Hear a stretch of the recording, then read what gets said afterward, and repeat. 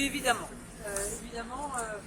Je tenais à exprimer à l'égard de l'ensemble des policiers de France le soutien qui est le mien à titre personnel, mais aussi celui de mon mouvement, des élus qui sont présents à la manifestation, mais également, je crois pouvoir parler en leur nom, des millions d'électeurs qui votent pour moi.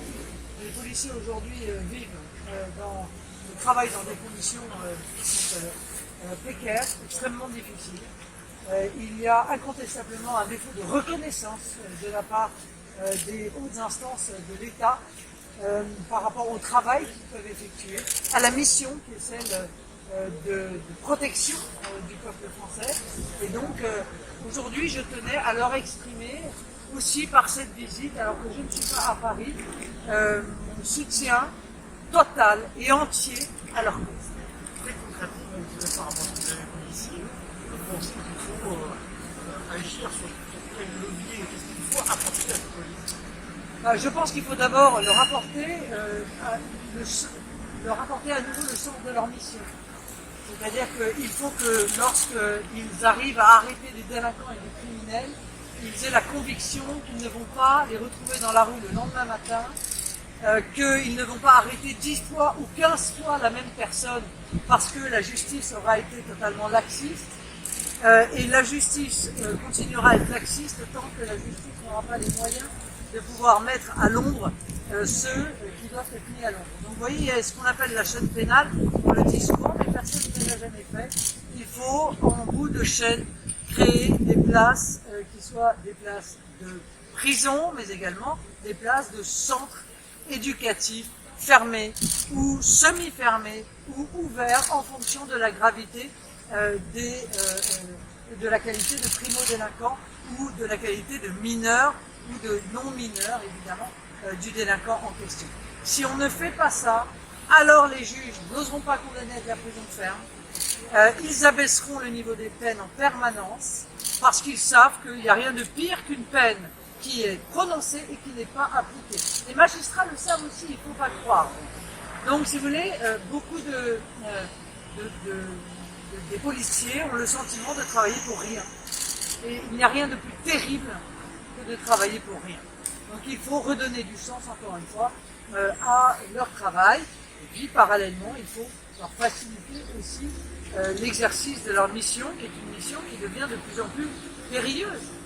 Vous voyez, il faut quand même dire les choses. Avant, on risquait sa vie quand on est policier, quand on était dans des services qui étaient des services très difficiles. L'antiterrorisme, le grand banditisme. Aujourd'hui, on risque sa vie quand on va arrêter un petit dealer dans une banlieue, quelle qu'elle soit. Et y compris, on risque sa vie dans des quartiers qui jusqu'à présent étaient des quartiers totalement réservés. Bon. Éric Masson a été tué dans un quartier, c'est un quartier plutôt huppé, qui n'est en tout cas pas, qui n'était pas détecté comme un quartier dit difficile. Donc il faut de la protection, il faut de la fermeté et il faut qu'on ne puisse plus toucher à un policier sans que les conséquences pénales soient extrêmement dures. Le message qui doit être lancé aux délinquants et aux criminels, si vous touchez à un policier, vous risquez de rester de longues années en prison. Je suis navré de dire à ceux qui nous gouvernent que la fermeté dans ce domaine, ça marche. Gérald Darmanin aux côtés des policiers comme vous aujourd'hui, c'est normal, c'est ça. Je pense qu'il n'a échappé à personne que les revendications des policiers étaient destinées au pouvoir en place. Et que par conséquent, venir manifester contre soi-même pouvait apparaître pour le moins étonnant au regard du ministre de l'Intérieur. Vous évitez que l'ensemble des partis politiques, en tout cas à une exception près, que ce soit